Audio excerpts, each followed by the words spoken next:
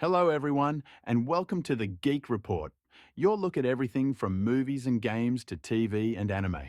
Hey everyone, hope everyone's doing good. Hope you all are doing happy, doing safe, and doing well. Welcome to your Geek Report for the week ending on December 6th of 2024.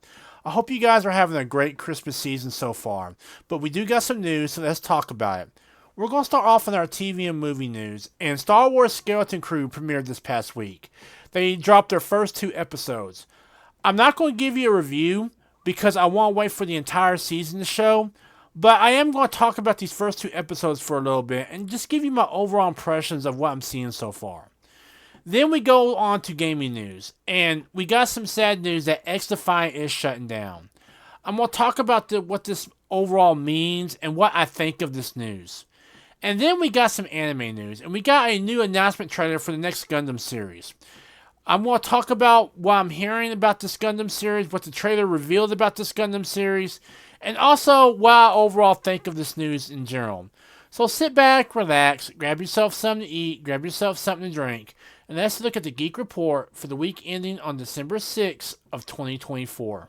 Our first segment tonight is our movie and TV news segment. So starting off in our TV and movie news segment, this past week, Star Wars Skeleton Crew finally premiered on Disney+.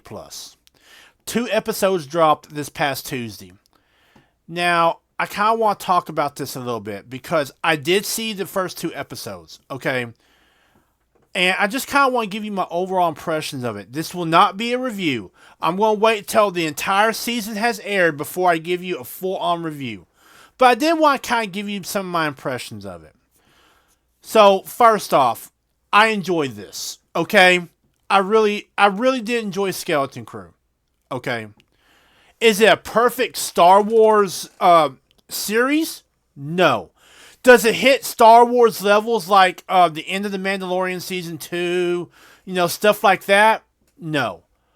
But as a Star Wars adventure, it's good, okay? And it's something better than what we've gotten over the past couple of years, okay? All right. And it does something that I've not seen Star Wars do in a long time. It's bringing wonder and excitement back to this universe. Okay? It's bringing that wonder and excitement back to this universe. Okay?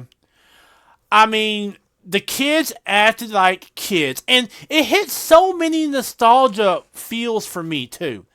Like, well, I can't really tell you anything because I really don't want to spoil it. But just know that it really did hit so many nostalgia feels, not just in terms of movies, but if you're like me and you're a child of the 80s, there are things that happen in this series that will remind you of what it was like to be a kid in the 80s, of watching movies like The Goonies, The Last Starfighter, The Never-Ending Story, E.T., those type of movies, okay? Even if you want to do more modern movies like Stranger Things, it even hits those type of feels. A group of kids find themselves on an adventure, and they all come from different backgrounds. You've got one kid who's basically being abandoned by his father because his father works too much. You got one kid who's rebelling against the system, and you've got the followers. You know what I'm saying? Those kids who follow the first two. Okay? And I absolutely love this show, okay, as of right now. First 2 episodes, I absolutely love them. Now, is it a perfect Star Wars series? No. Okay, there are a few problems I found.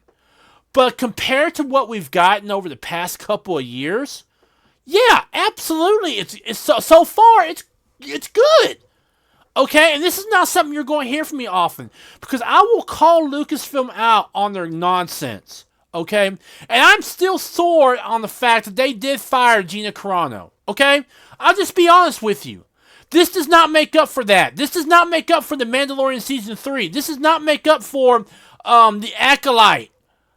But as a Star Wars series, it's good. It flat out is good.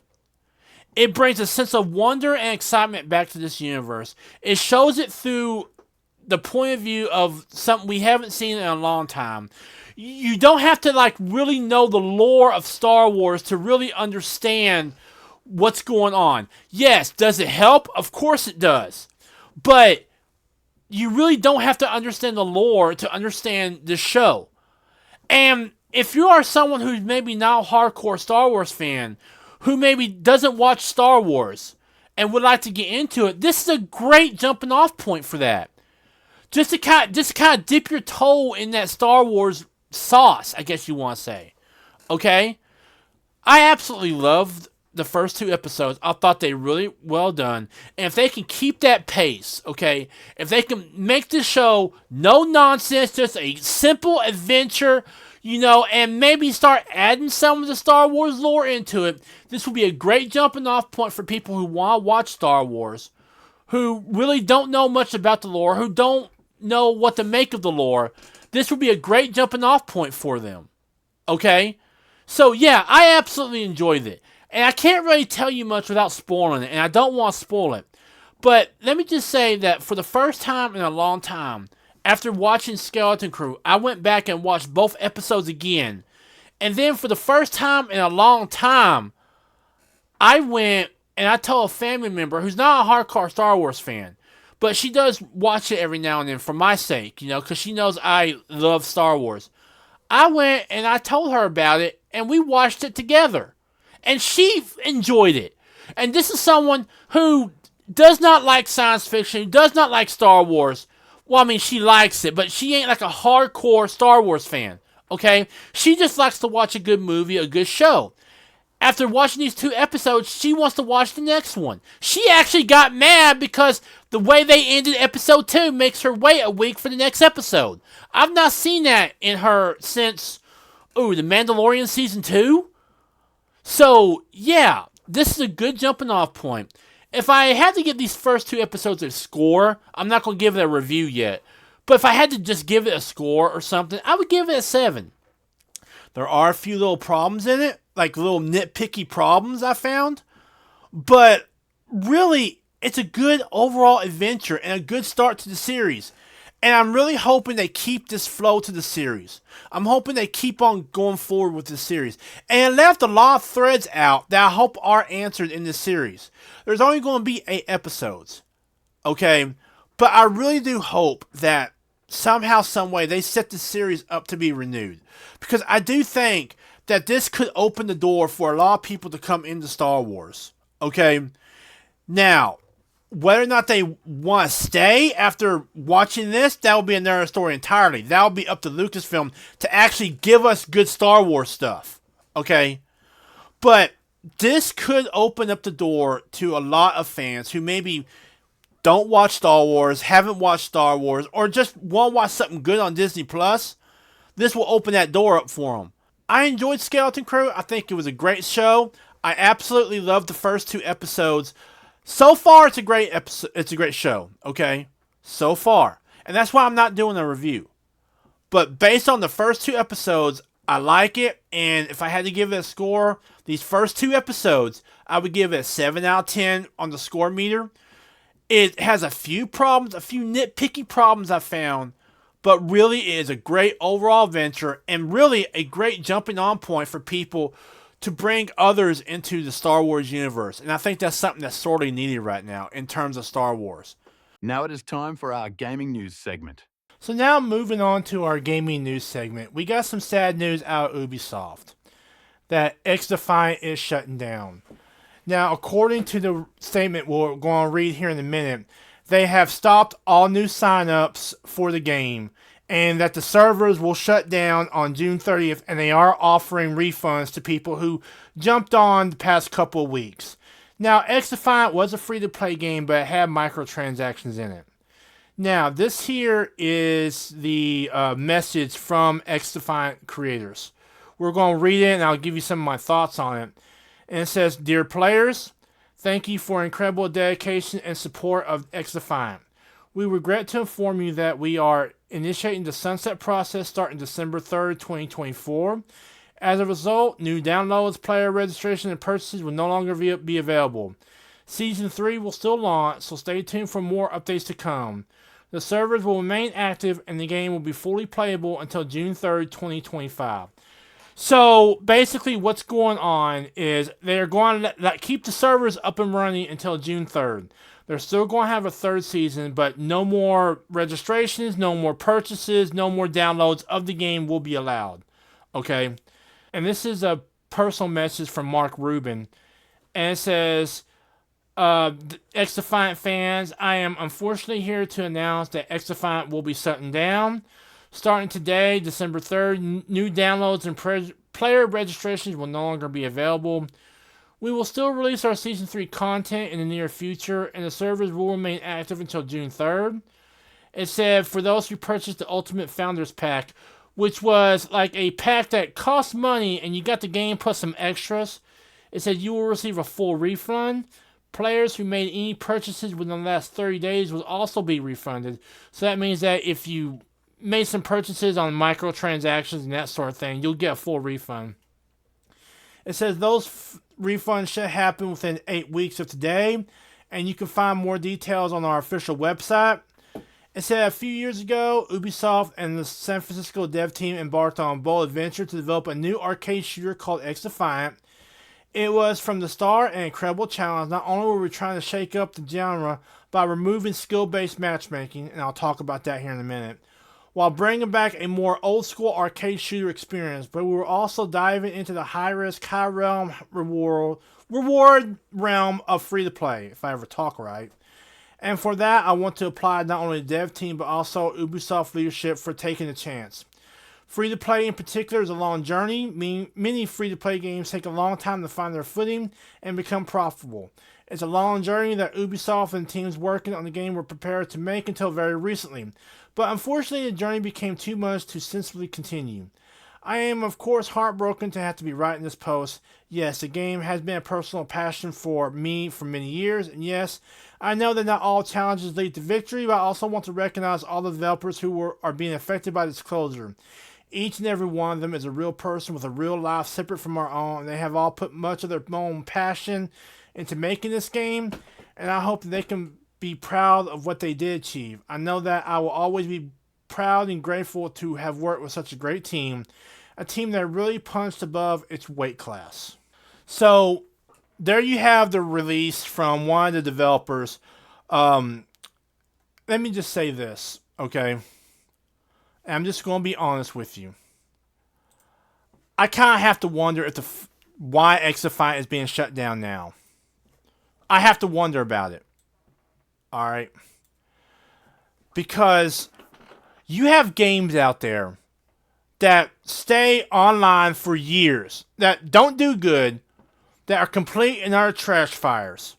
Okay? Maybe they bring in some money, but they stay online. Okay? The servers stay up and running, all that. But then you have X-Defiant. It stays online for 6 months, maybe a year when you add in the June 3rd stuff. But it stays online for 6 months, and then they suddenly pull the plug. I kind of have to wonder why. Why the quick reason for shutting it down? And I'm going to put on my conspiracy theory hat for a minute. And I have to wonder if it ain't because it had no skill-based matchmaking. And if you're wondering why that's important, let me explain something.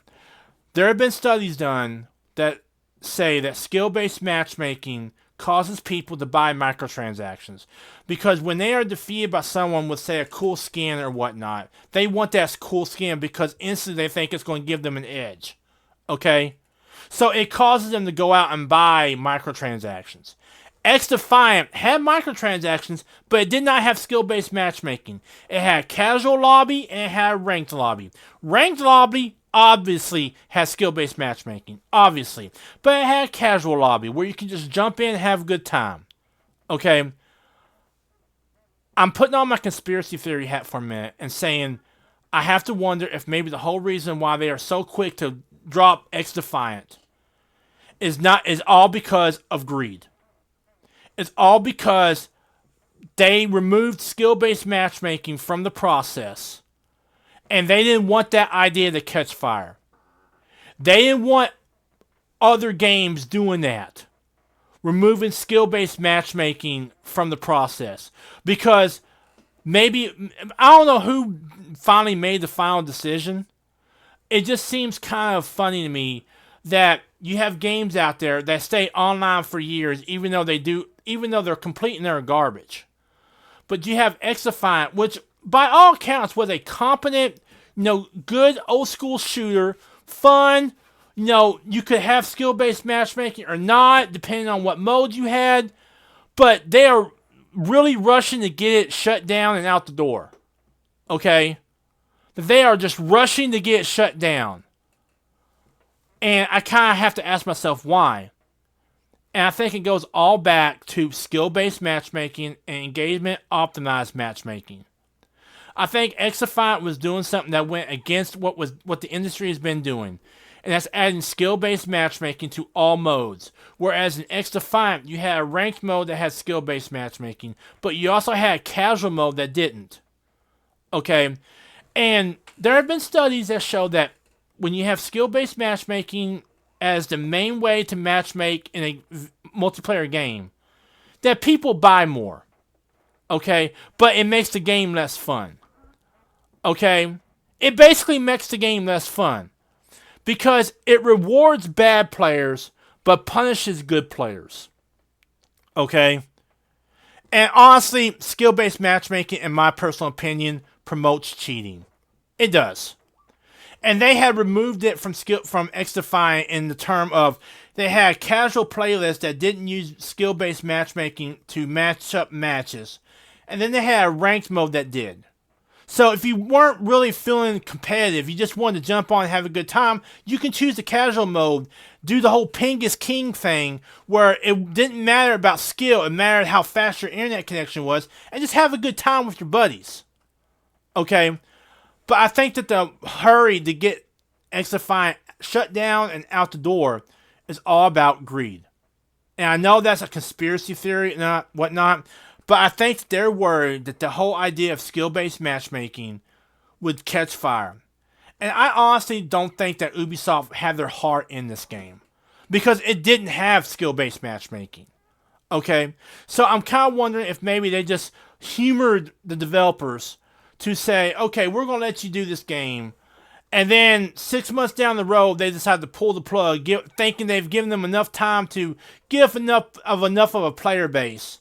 And then they pull the plug because it don't have skill-based matchmaking. Because skill-based matchmaking promotes purchases and microtransactions. Okay? In the end, my personal opinion is that X-Defiant is being shut down for one reason. Greed. Okay?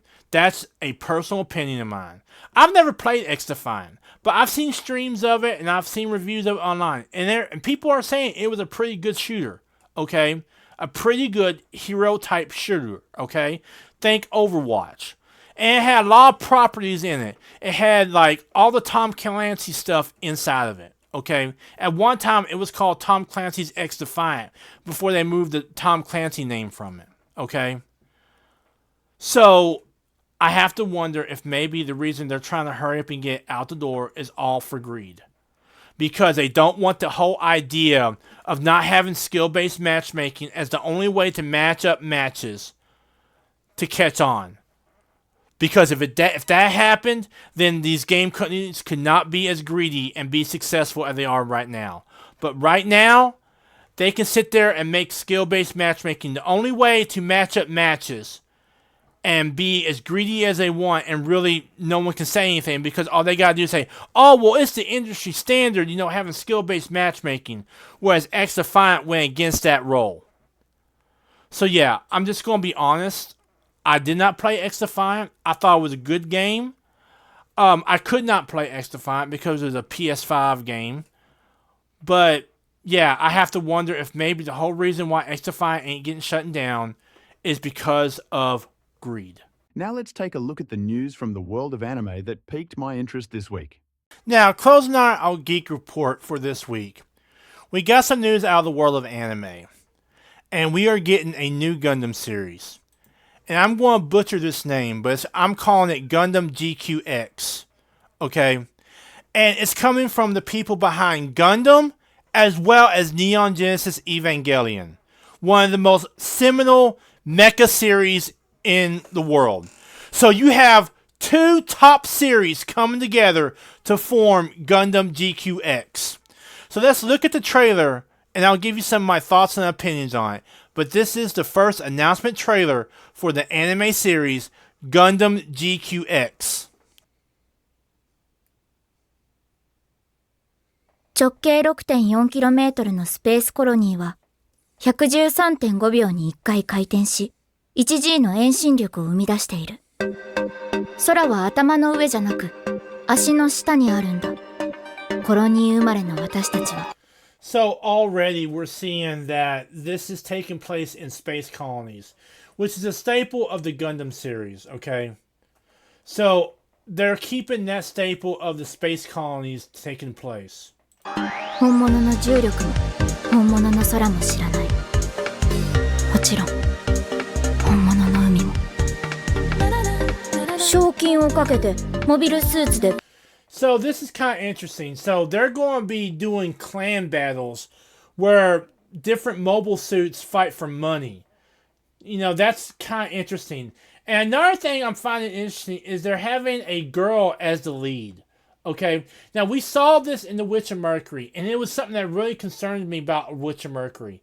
But once I started getting into Witch of Mercury, I liked it, and it didn't really matter that that a woman was leading. Okay, so if they do a woman character right, I can live with that. Okay, so I have no problem with a female lead as of now, but I hope they do her right. You know, I hope they don't make her a Mary Sue or something like that. You know. 金をかけてモビルスーツでバトルするクランバトル。クラバなんてまともなやつはやらない。僕は修二。私マジ。いや意外と可愛い名前。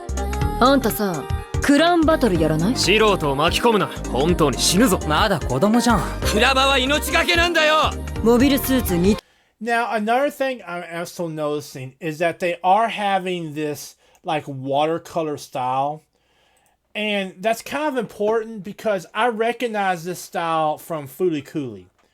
Now, some of the people behind Fulikuli over from Gainax are also involved in this. Okay? So, I'm seeing that style in this anime series. 対2のマブ戦。相手の頭部を破壊すれば勝ちだ。君も向こう側見えた。勝つから信じて。マチュのマブ。Now, what you just saw there was another throwback to the Gundam series, and that is Haro. I remember Haro from, like, Mobile Suit Gundam 00, if I can ever get him on there. But, yeah, like, I remember Haro from Mobile Suit Gundam 00.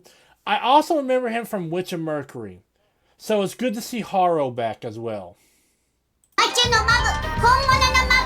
一緒にクランバトルやってくれるの？戦えとガンダムが言っている。I'm really digging that music too. I'm wondering if that's going to be the opening, but I'm really digging that music too.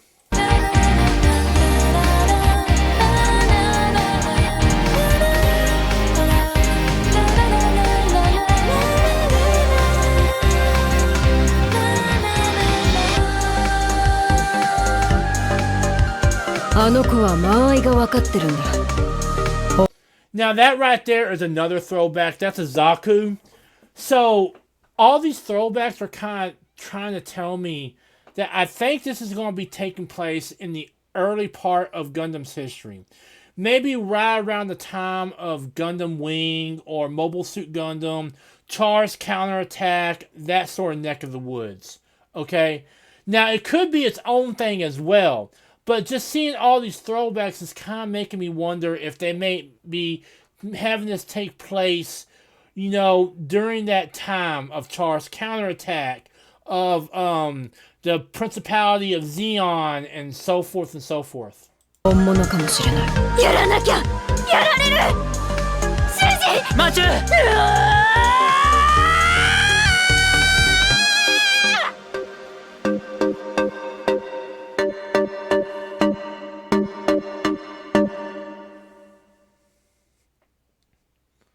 空って自由ですか？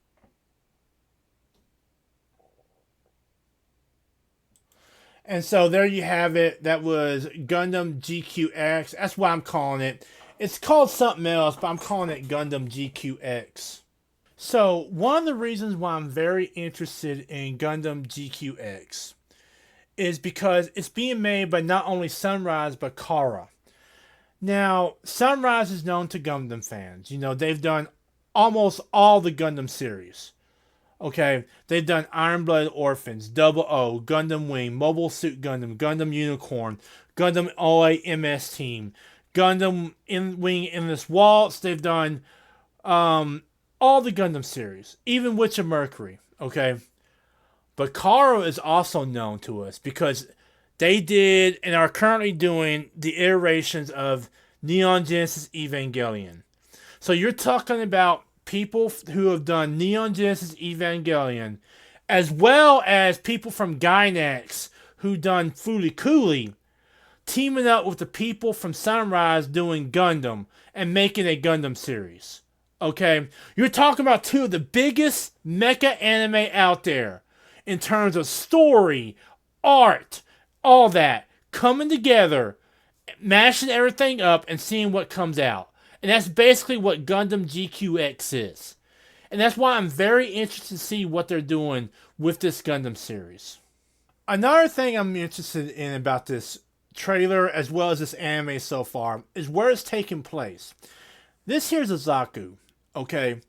Now, this tells me right now that this could be taking place in the beginning of Gundam's timeline. Okay, and that would make sense seeing as Gundam's coming up on an anniversary, okay? But you're talking about the early days of Gundam. If this is taking place in that timeline, they could be going off in a totally different direction, a totally different story. But if this is taking place in that timeline, it would be taking place in, say, the Principality of Zeon, Char's Counterattack, Gundam, Mobile Suit Gundam, maybe even Gundam Wing. Okay, so it's taking place in the early days of Gundam, which would make sense if they're doing this. Okay, they could be going off on their own, doing their own story, and it's just there. But I'm starting to wonder, based on what I'm seeing so far, with all the throwbacks to previous Gundam series, if maybe this ain't taking place in maybe the early days of Gundam. Like Gundam Wing, Char's Counterattack, Mobile Suit Gundam, those days. Just because of the Zaku being there.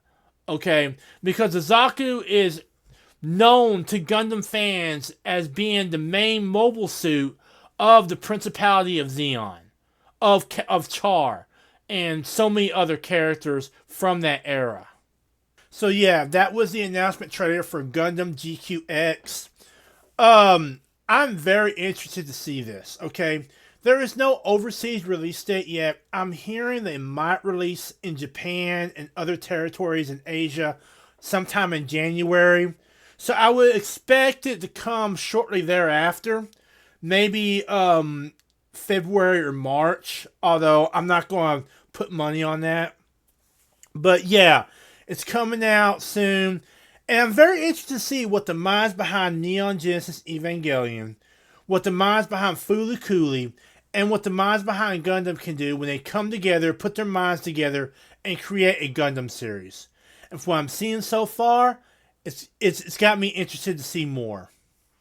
So that was your Geek Report for the week ending on December 6th of 2024.